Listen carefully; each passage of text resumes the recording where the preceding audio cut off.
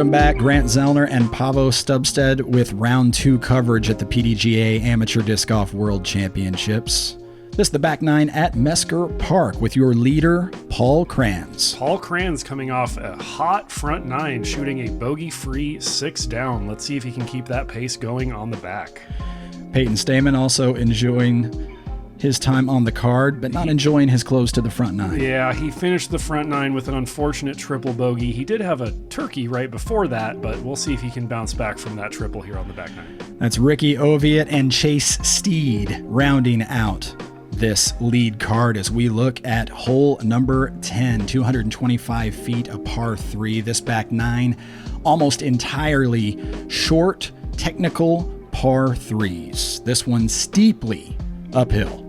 That's right. On the front 9, we had only 3 par 3s. On the back 9, we have 8 par 3s. This course is really the tale of 2 9s. No surprise to see Paul with the box. He has been opening up just a little bit of a lead on his card mates.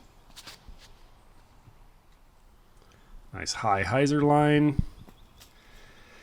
And that should be a birdie.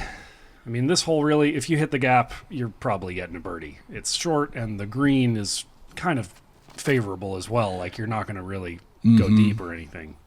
Receptive to that hyzering in finish on most of these backhand throws. Chase Steed. Just a little bit inside. Yep. Still in the circle for a putt, as you would expect on a hole like this. Here's Payton, once again hoping to get back on track. And it looks like he's going to do just that. Ricky playing quickly. Hasn't been able to dial in that step putt today. It seems like it's just been chain high right side every time. So maybe just release with a little more hyzer or something. Make the correction. Chase from circle's edge, off and to the left. Opposite mistake, also had the height correct. Ricky does save the par at least.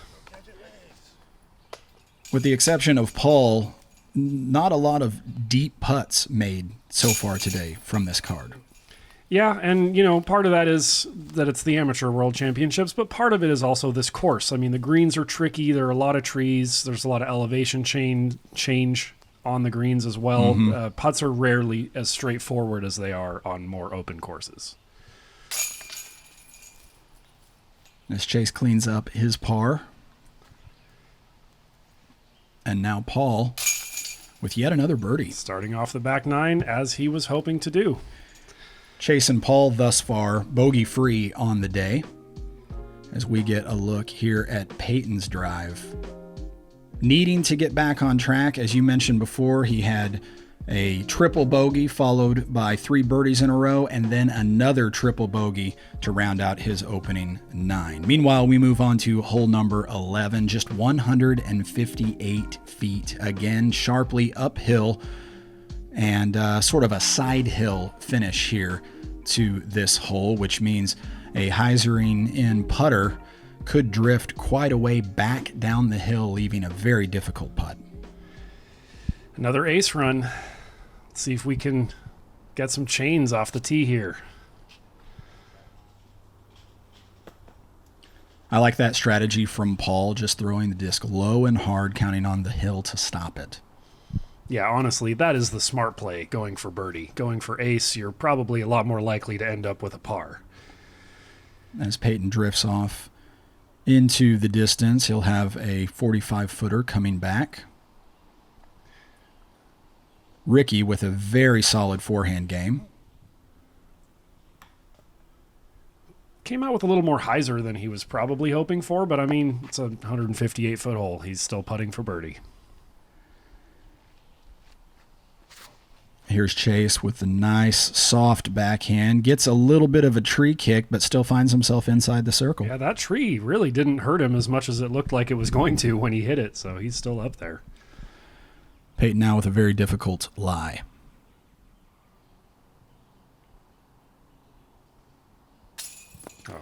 Yeah, having to go to a knee and with nothing but downhill beyond the basket from that angle, he has a comebacker now to save a par. Solid putt there. Saves the par. The heat not as much of a factor so far in this second round as it was in the first round, due mostly to the shade. Of course, the downside there is really, really still wind conditions. So there were a few points in the round when it got pretty stifling for just a few moments. Yeah, I'd say the heat, you're right, was not as much of a factor as it was in round one, but the humidity was a lot higher. I think statistically it was higher humidity, but also humidity accumulates in the woods a lot more than it does in the open. So for players struggling with grip issues, it might have been even more of an issue in round two than it was in round one, actually. Ricky walks away with a disappointing par given how close that birdie putt was. Chase, though, capitalizing on the birdie putt, and Paul with yet another drop-in birdie. Starting that back nine off the way he wants to on these short holes. We'll get a close look here at that tree kick from Chase. You're right, it looked like it was going to be problematic out of his hand, but here's hole number 12, the last par 4 of the round, playing at just 307 feet, and you'll see why. We're playing up the equivalent of a 3-story building on this hole. Indeed, steep uphill and lots of doglegs. As you saw, we just flew over a dogleg right there. Now there's a dogleg left, then another dogleg right, up over the crest of the hill into this protected green. And 307 feet seems like it would be a soft par 4, but this is no soft par 4. It averaged 4.11. Paul looking to just make the corner, actually going a little bit long. Yeah, it's the first corner is so quick off the tee that you really can't try to bite off too much, and I think that's part of the challenge that this hole presents. It's one of the most unique holes I've ever filmed, actually. Chase making the corner nicely. Here is Payton.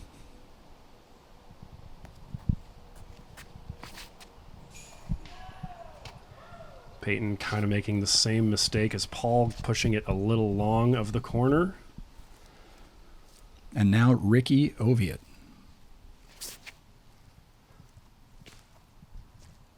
I think that made the corner. It might have been a little tight, a little early, but we'll see when he gets up there.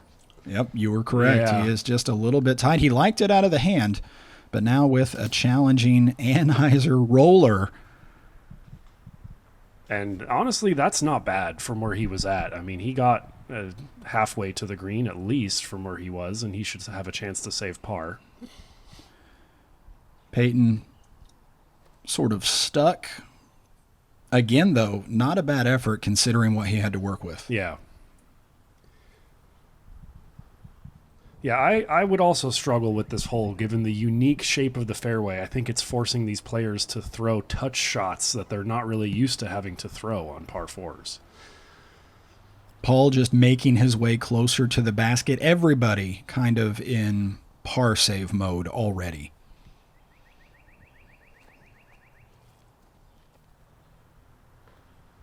Oh, that was looking great. Nice little flex forehand. It just faded a little bit early, but he should still have a putt from the rough there, maybe 40 or 50 feet. Payton with a touch forehand into the green. Well placed. Here's Ricky. Great Anheuser shot there. I think he tripped on something as he released and fell down, but the shot wasn't hurt by that. A lot of commitment to that shot. Paul now with a look, believe it or not.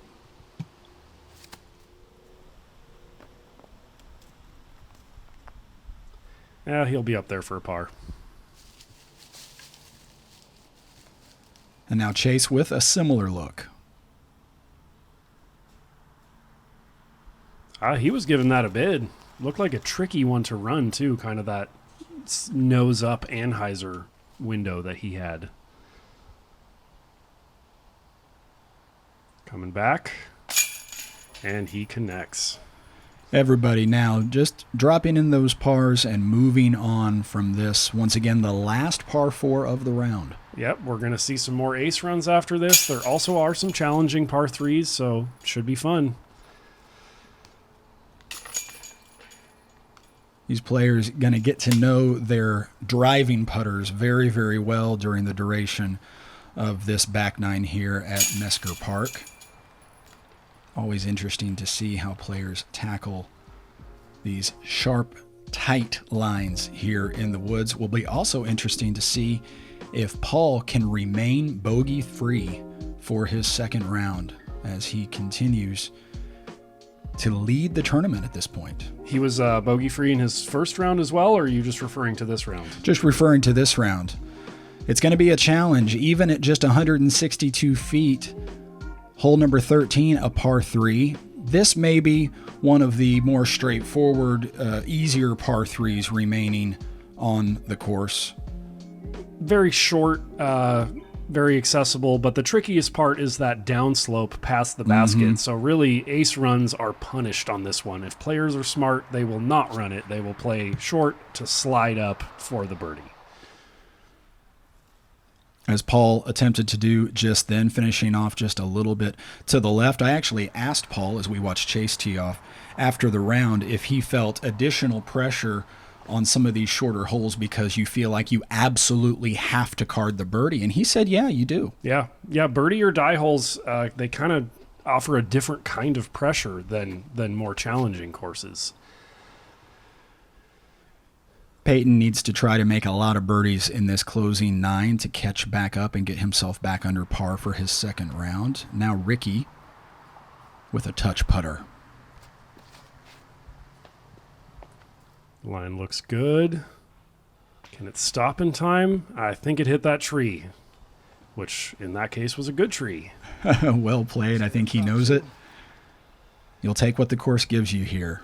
Paul now looking at a step putt with nothing but downhill beyond the basket from his angle.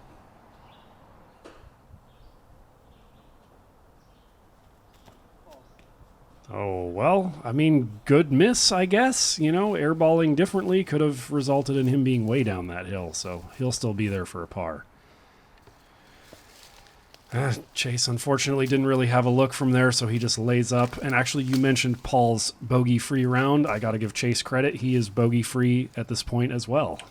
Yeah, that's true. I'd forgotten about that. Chase quietly staying in contention here during round 2. Just off the top for Payton. That was a good bid, honestly, from that lie, having to force the hyzer putt around those trees, which is not a natural putt for the majority of players. You know, we're not all Greg Barsby or Double G. Paul squeaking by that tree, keeping the bogey-free round alive. And everybody will clean up here on the 13th. Surprisingly, Ricky, the lone birdie on the 162-foot hole. Yeah, I would have really expected our lead card to get more than one birdie on that one. That is surprising. As we take one more look at Ricky's drive here, the drive that resulted in that tap-in birdie. Nice clean release, no wobble, even in slow-mo. Well done, Rick.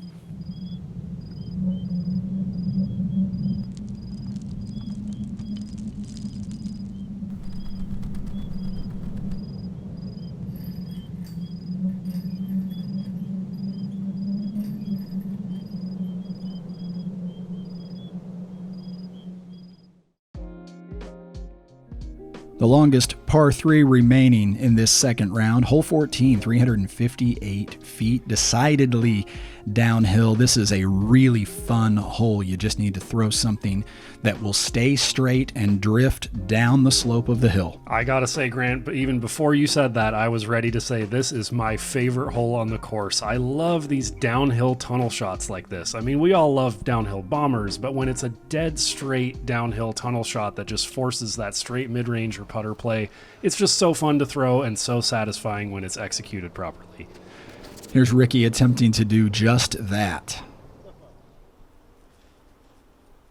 Gets himself, what, 3/4 of the way down the fairway? And a nice little trickle out to the middle of the fairway, too. That looked like it could have ended up in the rough on the left side, but it did not. Here's Paul.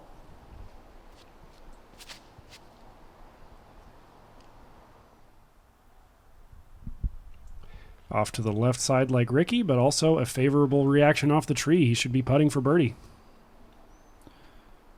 Chase looking to follow suit. A lot of angle on that throw. Yeah, too much angle. He is going to be way off to the right side there. It's not too bad, the rough on that side, so he should have an easy enough up and down for par. Payton now also a lot of angle out of the hand, and then the understable disc just flips all the way over, leaving him this. Does not look like a fun lie. Trying to pitch back out to the fairway.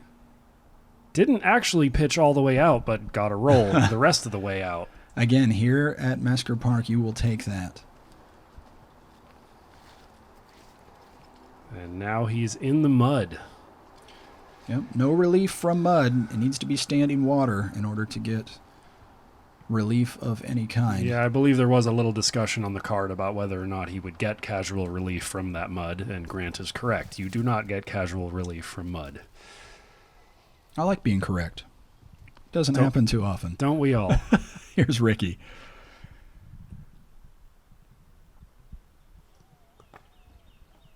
Trying to just lay up and play smart, take the par. It didn't look like he was trying to run that, but got the unfortunate roll and had the result as if he had tried to run the birdie putt, unfortunately. Chase fortunate to be pin high. Yeah, pitches out for the par. Like I said, the rough on the right side of the fairway there is not as bad as everywhere else on the hole. Ricky was hoping to save his par with that bid. Comes up a little bit off to the right. Now just a little more work to do to save that bogey.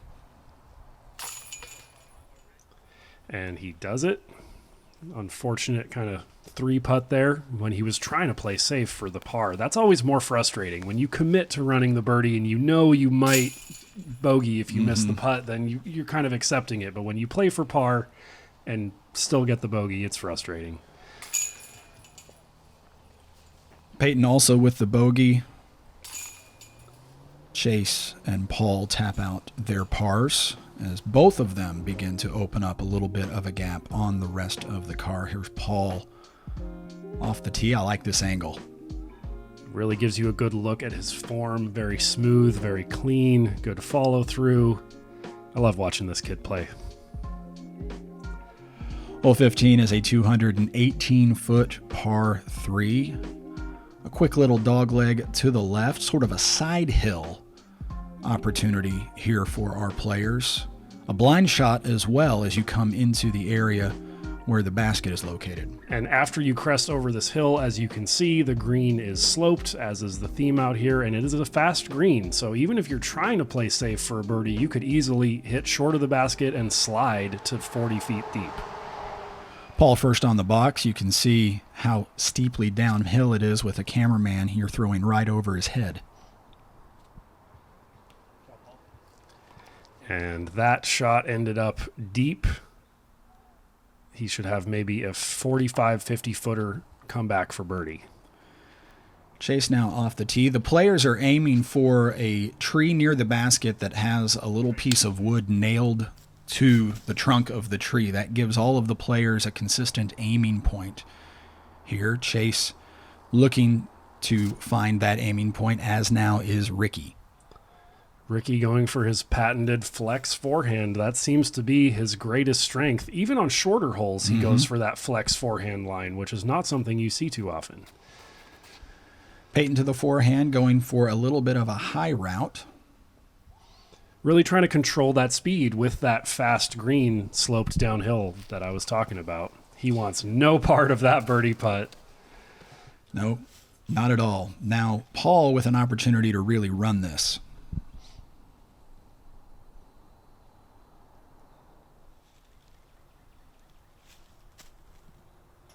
Ooh, just high. Really good looking line. Chase now from circle's edge. Just low. Difficult to get the elevation on that putt.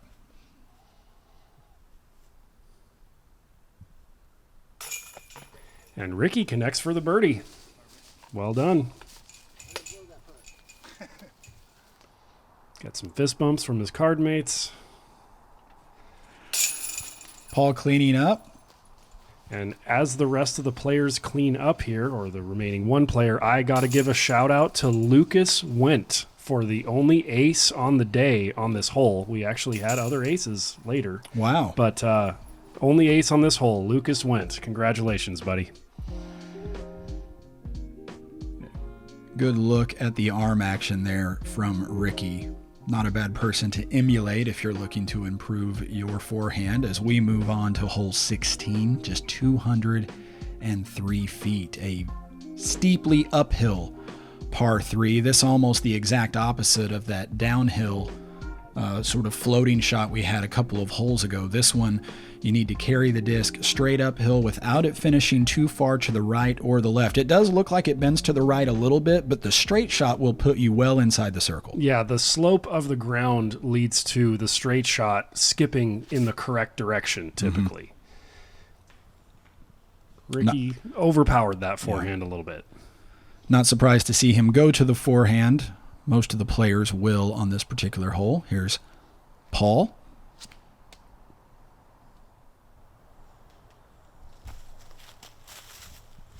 Yeah, well, that's up there. Easy birdie. Difficult to do much better than that. Chase now also forehanding a mid-range. It's got a good angle on it. Just a tiny bit wide. He's still putting, maybe just outside the circle.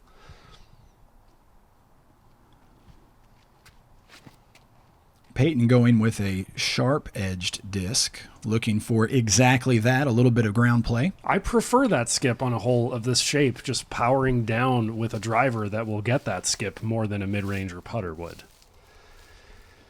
Ricky coming out of the rough. Yeah, not much to work with for Ricky here. No chance to really go for any kind of a putt, and in fact, with a lot of work still to do.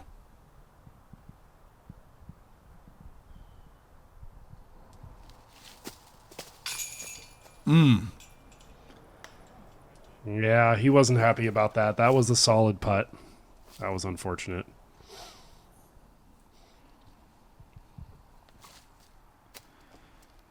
Chase now an air ball from circle's edge.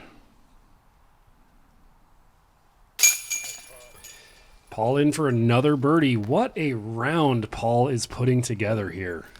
9 down after 16 holes. Still bogey free. Payton, no more than 10 feet away and yet putting straight up. No problem there.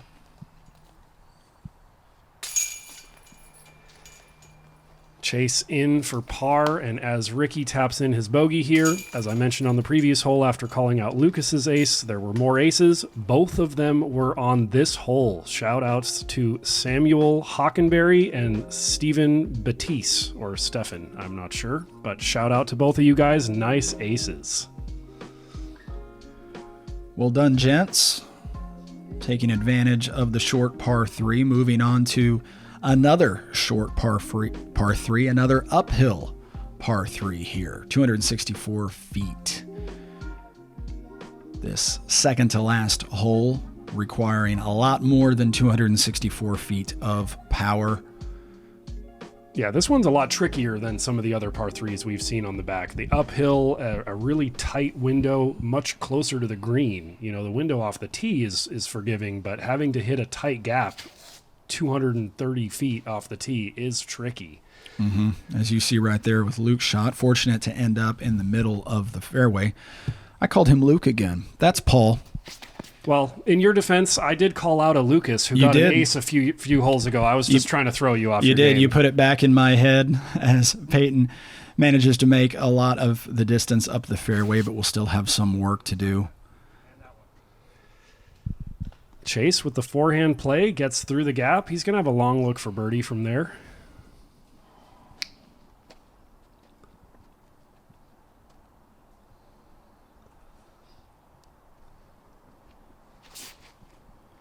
Interesting run up there from Ricky. Really trying to force that hyzer angle, running up from the left side of the tee pad to do so. Here's Paul now, blind to the tee, or to the basket, excuse me. A little bit of a tricky upshot here. Let's see if he can hit it and remain bogey free. And he does. It's an excellent shot by Paul right there. Really committed. Long look from Payton. Yeah, he didn't really have much from there. Ricky with a challenging window here. Wow, what a putt from Ricky. That was probably the longest putt of the round from any of our lead card players here. No doubt about it. The longest make of the round thus far. Here's Chase. Oh, he was inspired. Just off the top. I did notice amongst this lead card lots of comeback putts and lots of makes when it came to those comeback putts. Hey, that's why these guys made lead card. No doubt about it. Here's Paul tapping out a par.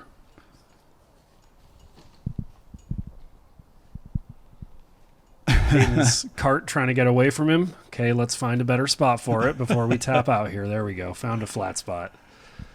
Not easy to find flat spots here at Mesker Park.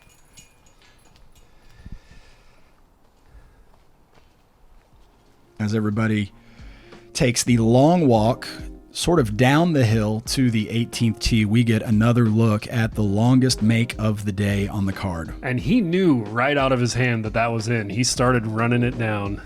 Great putt, Ricky. This is an interesting finishing hole at Mesker Park. Just 182 feet over a valley and into a steeply uphill area around the basket. This most definitely an ace run to end the round. And actually a safe hole to ace run, unlike a lot of the other short par threes that are enticing to run but punishing if you run and miss. This one you can run and still get the birdie. Ricky with the honors, absolutely going for it. Unfortunate, though, to get that roll away. It did hit another tree in the rough there as it was rolling fast down the hill. So, I mean, it could have been worse, but of course he didn't want the roll away at all. Not surprised to see Paul employ this strategy, throwing short and hard, counting on the ground to skip him right up under the basket. I mean, it's a smart play, but come on, Paul, we want to see aces. It's the last hole. Give us some ace runs. I kid. Chase will be roughly pin high, but off to the left. And here's Payton.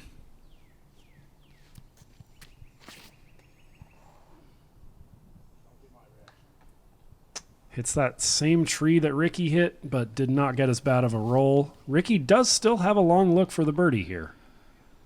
Can he finish on 2 highlights in a row? Oh, he thought he had that one. He certainly had the line. Difficult to get the elevation needed on that putt. Also will be a challenge for Payton here, going to a knee.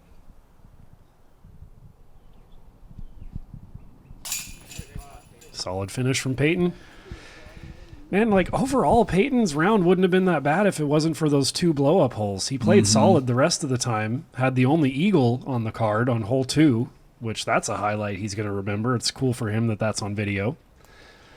No doubt about it. Chase now looking to capitalize on this circle's edge putt.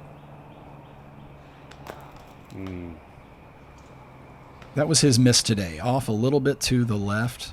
Now Paul. A birdie opportunity to finish the round. Wow, he hits it. 10 down, bogey free for Paul Krans. What a round.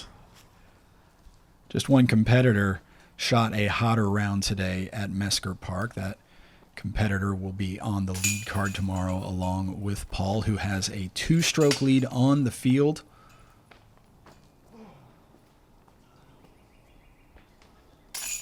Everybody else cleaning up. We had a chance to catch up with Paul after the round. Chase actually only had 4 birdies, but he also finished the round bogey-free, so clean. Clean is good. A course like this, especially. A nice putt by Payton, and now let's go hear from Paul.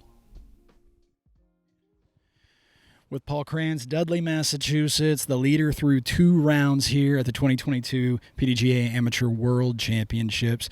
You got to experience the open Princeton Country Club course yesterday, now the tight confines of Mesker Park. What did you think? I like it. I feel like I'm good in the woods and in the open. So I felt comfortable coming into this round, especially after, you don't have to hit many lines out at Princeton. So I didn't get much warm-up on that, but I felt confident. One of the oddities of this course here at Mesker is the back 9. Lots of sub 300-foot par 3s. Do you feel any pressure to have to get every single one of them in order to build and maintain a lead? It felt a little bit of pressure, but after my front 9 was good enough to where I could miss a few of them and feel comfortable. So my front 9 definitely helped me with that. All right, tomorrow, day 3 and a third different course. Do you feel prepared going to now a third course in 3 days? And you will be the leader, by the way. Yeah, I feel pretty comfortable. I played 1 practice round over at Pride's, and I really enjoy the course. It's definitely a birdie or die, so got to be on the drives and make the circle 1 putts. All right, that's Paul Krans, your leader through 36 of 90 holes at the 2022 PDGA Amateur World Championships. We'll get a quick look now at the leaderboard. Matthew Helms, the player I mentioned earlier, who shot an excellent round here at Mesker Park, putting himself in second place, just behind Paul Krans. Aiden Scott, no stranger to lead cards at World Championships. And rounding out our lead card for the next round will be Austin Bates. Thanks for watching coverage of the PDGA Amateur Disc Golf World Championships. We'll see you tomorrow for round 3.